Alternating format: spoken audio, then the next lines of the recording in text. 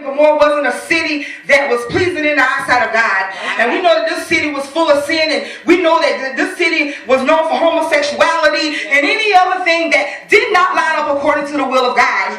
But Lot and his wife and his daughter seemed to find themselves located in this place. Amen. And as they were there, some angels came and they visited Abraham, and they got the knowledge. Abraham got the knowledge to know that this city was going to be destroyed. Abraham, knowing that Lot was in this place, he began to ask the Lord, well, Lord, if I can find just a couple of people that are living right, God, will you save this place?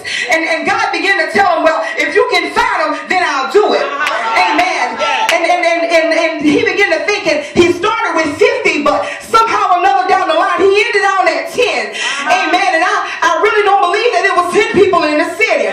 So God, for the God that we serve is a God that's going to fulfill the promise. So just what God said he was going to do is just what God set out to do. So somewhere down the line, God said, well, I'll save Lot, and I'll save the wife, and I'll save the daughters.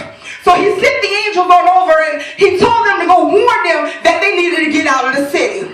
So when they went up to the house, the angels began to knock on the door, and they began to tell Lot that what was going to take place and what was going to begin to happen. So we all know the story, and Lot and the wife and the daughters, they began to exit out the place. There was a place that was set aside just for them, and they told them that they were going to leave and go to that place. And when they began to exit out the place, the only instructions that God gave Lot, the wife and the daughter, was not to look back. All he told them to do was travel, go to your destination, go to your place, but just don't look back.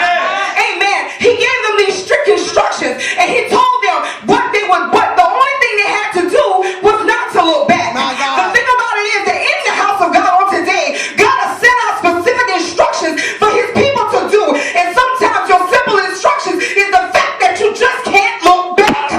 And it came in that when they were traveling along, and as they began to journey along, somewhere in Lot's wife belly, she began to get a little curious about what was going on behind her. And as she began to wonder what was going on behind her, there's a saying that says, curiosity kills the cat. That's right. And as she began to get a little curious about what was going on behind her, either she was nosy at the fact of what was going on, or either she was attached to what was behind her. All right.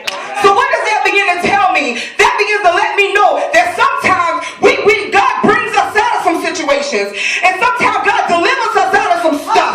But in the midst of us getting delivered out of some stuff, what is behind us seems to have an attachment to us. And the very thing that was attached to her caused her to turn her back and look back behind her to figure out what was going on.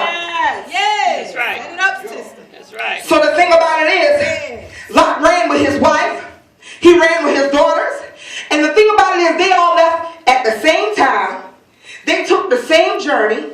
They were going to the same place, and somewhere in them they had to have the same intentions. And that intention was to get away.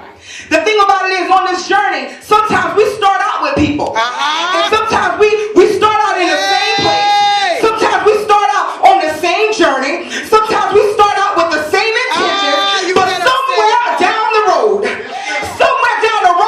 the people that you started out with, somehow or another, begin to get distracted. But I dare you not to lose focus on this morning.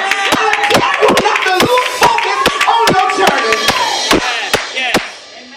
So sometimes we start out with the same people, but sometimes they'll begin to look back. And when they begin to look back, destruction follows you. Amen. But Lot kept going. Lot didn't stop to see what was going on. Lot didn't hesitate to go back. But he knew that he had to keep moving. Some people may have started out with us. They may have started out going, but somehow or another we got to keep going. Somehow or another we can't allow what's going on behind us or what's going on in our past to cause us to want to turn around.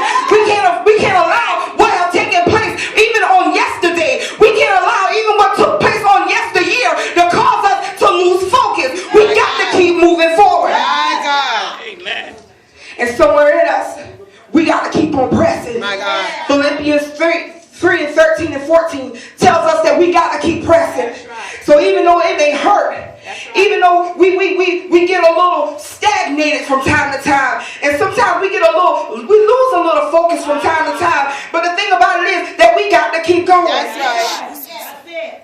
So it hurts us sometimes to leave the people that we start out with. But we got to keep moving. Amen.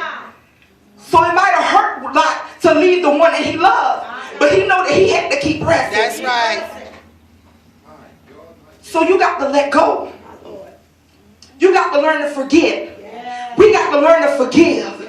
We got to learn to get over. Amen. The thing about us in the body of Christ, the reason why we can't push forward, because we can't get